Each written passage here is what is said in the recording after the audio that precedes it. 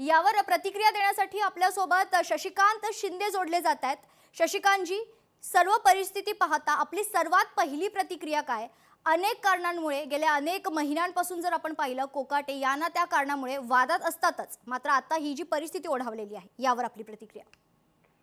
आता ही शेवटी विरोधकांनी जो विषय मांडला होता, मुख्यमंत्र्यांनी त्यांचा राजीनामा स्वीकारला, अजितदादांनी ट्विट करून सांगितलं असेल की बाबा कायद्यापेक्षा कोणी मोठा नाही, तर ते त्याचं निश्चितपणे स्वागत आहे। परंतु एक आहे की जर हा त्याच वेळा राजीनामा घेतला असता तर एवढ्या टीका किंवा एवढा विरोध झाला नसता। परंतु काय आहे, सध्या सरकारची भूमिका जी आहे ते कायद्यापेक्षा आम्हीच मोठी आहोत अशा प्रकारची आहे हे पाहायला मिळते। म्हणजे काल कोर्टाने निवडणुकीच्या मध्ये काही ठिकाणी स्थगिती दिल्यानंतर काल कॅबिनेटमध्ये लगेच अधिकार बदलून टाकला जातो, कोर्टापेक्षा आम्ही मोठे आहोत अशा प्रकारचं चित्र निर्माण केलं जातं आणि मग सांगितलं जातं की आता याच्यावर कारवाई करण्याच्या संदर्भातला अधिकार आता कोर्टाला नाही, निवडणूक आयोग निर्णय घेईल तो अंतिम राहील। याचा अर्थच असा होतो की आता अशा या सगळ्या परिस्थितीमध्ये जेवढं चालून पुढे रेटता येईल तसं रेटण्याचा प्रयत्न होणे, परंतु शेवटी कोणीतरी कंटेम्प्ट करेल या भीतीपोटी सरकारने घेतलेला हा निर्णय। मात्र टायमिंग महत्वाचं आहे। एकीकडे अटक वॉरंट जी आहे ती जारी होते, वॉरंट निघते आणि दुसरीकडे माणिकराव कोकाटे आजारी पडतात, त्यांची तब्येत खालावते। या टायमिंग बद्दल काय बोलाल?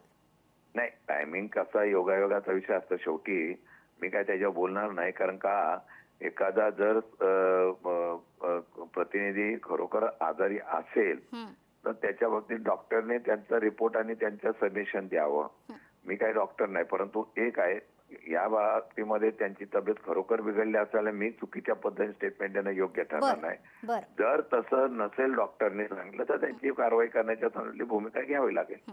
कोकाटेंच्या रिप्लेसमेंट बद्दल जर चर्चा होते तर धनंजय मुंडे यांचं नाव समोर येत आहे। निवडणुकीच्या आधी जर काही निर्णय घेतला तर राष्ट्रवादीला कुठे ना कुठे याचा फटका बसू शकतो का, काय वाटतं?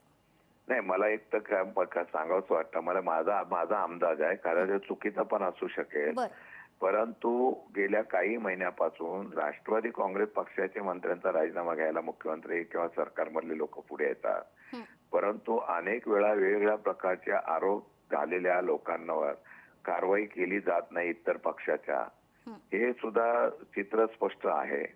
नाराजगी त्यामुळे होते ना, शेवटी एखादा पक्ष उभा करताना त्या कार्यकर्त्यांना नेत्यांना सांभाळत असताना अशा प्रकारचं सारखं डॅमेज कंट्रोल करण्याचा प्रयत्न एका पक्षाला होणं हे पण योग्य नाही। आता तसं असेल तर त्यात राजकीय खेळी आहे का ते बघावं लागेल। निश्चित। धन्यवाद शशिकांतजी आपण दिलेल्या आपल्या प्रतिक्रियेसाठी। तर पोलीस डॉक्टरांशी बोलून पुढचं पाऊल ठरवणार आहेत। माणिकराव कोकाटे यांची तब्येत जर खरखरच बिघडलेली असेल, त्या परिस्थितीत ते नसतील तर पोलीस चर्चा करतील डॉक्टरांशी आणि पुढील निर्णय घेतील।